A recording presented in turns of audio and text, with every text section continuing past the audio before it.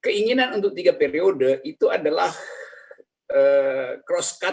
cross-cutting antara elite di sekitar Jokowi yang belum cukup puas untuk menjadi rakus dan kepentingan akumulasi global capital, di mana salah satunya beroperasi di dalam yang kita sebut oligarki di Indonesia.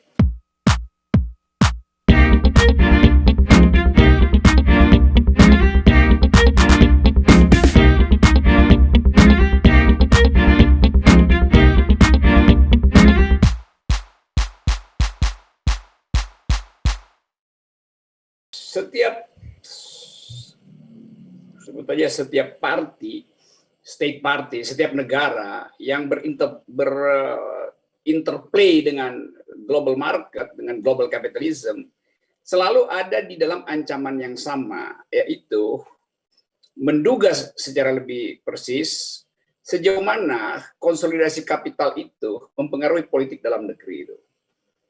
Nah, tentu kita adalah proksi, atau bukan kita, rejim ini adalah proksi dari global capitalism. Dan proksi itu sebetulnya ya biasa dalam sistem yang terbuka, di mana masuk keluar uang itu 24 jam, tidak bisa lagi difilter oleh negara.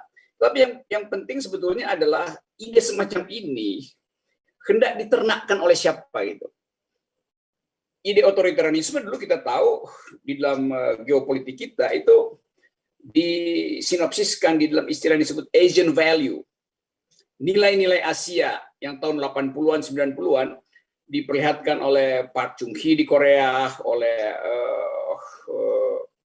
Lee Kuan Yew di Singapura, Soeharto di Indonesia, itu Marcos di Filipina, itu ini semua yang disebut sebagai Asian value, bahwa nilai Asia itu menghendaki stabilitas. Oleh karena itu, ekstensi dari kekuasaan harus dipertahankan, eksistensinya dipertahankan, bahkan diprolong, diperpanjang.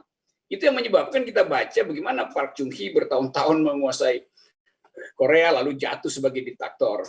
Marcos bertahun-tahun sebagai diktator, dijatuhkan oleh Benigno Aquino di dalam people power. Demikian juga Malaysia berubah, Singapura berubah, Indonesia juga berubah. Jadi yang disebut sebagai prolongasi kekuasaan itu ada di dalam sistem Asia sebetulnya. Tapi kemudian Asia berubah. Yang sekarang dianggap sebagai 3 periode itu Turki, Cina, Rusia, yang bukan Southeast Asia.